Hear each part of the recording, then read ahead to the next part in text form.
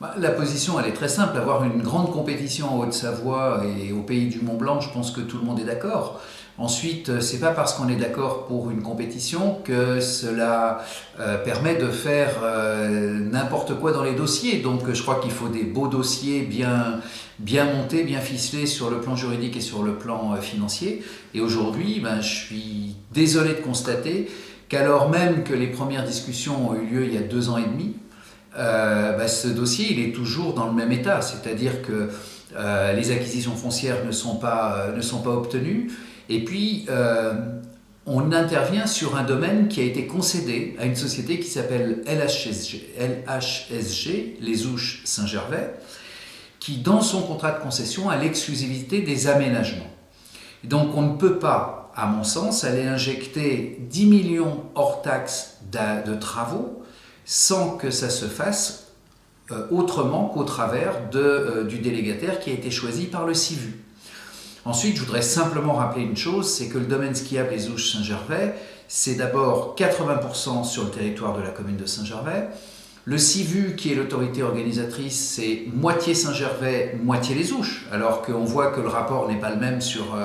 le territoire, mais on l'a accepté. Et ce serait quand même de bonne gestion que d'écouter les arguments des uns et des autres, y compris ceux du maire de Saint-Gervais. Vous savez, quand vous avez un dossier dont on attend par exemple la confirmation de l'engagement de la subvention du conseil régional depuis 2 ans et demi et qu'on l'obtient simplement au mois de décembre 2017, on peut se dire qu'effectivement, peut-être qu'il faut que ceux qui s'occupent de ce dossier se pressent un peu plus, mais il ne faut surtout pas qu'ils trouvent comme excuse qu'on indique qu'il y a peut-être des problèmes à régler, qui sont des problèmes importants, et que le rôle d'un maire, le rôle du président du CIVU, qui est le maire des Ouches, c'est aussi de préserver l'intérêt des habitants, et c'est aussi de veiller à ce que les budgets des communes ne soient pas déséquilibrés et mis en péril à cause d'une opération comme celle-ci. Je crois que c'est déjà c'est la première chose, c'est-à-dire que si effectivement les collectivités, c'est-à-dire l'argent public, l'argent des impôts,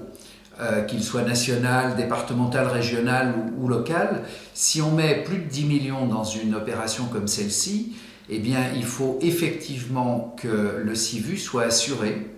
que le Candar ne sera pas une compétition d'une seule fois, mais qu'il y aura bien une garantie d'avoir cette compétition internationale tous les 2 ans, ou tous les ans, ou tous les 3 ans, mais on ne peut pas se satisfaire de mettre plus de 10 millions de travaux pour une seule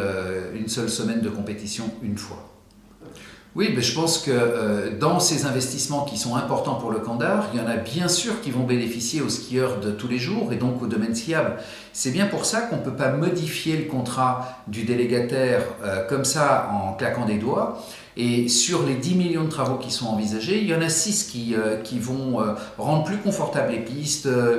qui vont faire qu'il va y avoir des passages de route qui vont être éliminés. Ça, effectivement, ça profite aux concessionnaires, ça profite aux clients, et ça doit s'écrire dans un avenant à la concession qui est détenue par la société LHSG, qui, elle, est contrôlée totalement par la Compagnie du Mont-Blanc. C'est dommage qu'effectivement certains pensent qu'il suffit de venir un jour à une réunion pour emporter la signature des élus. Moi, je ne suis pas fabriqué de cette terre-là, et donc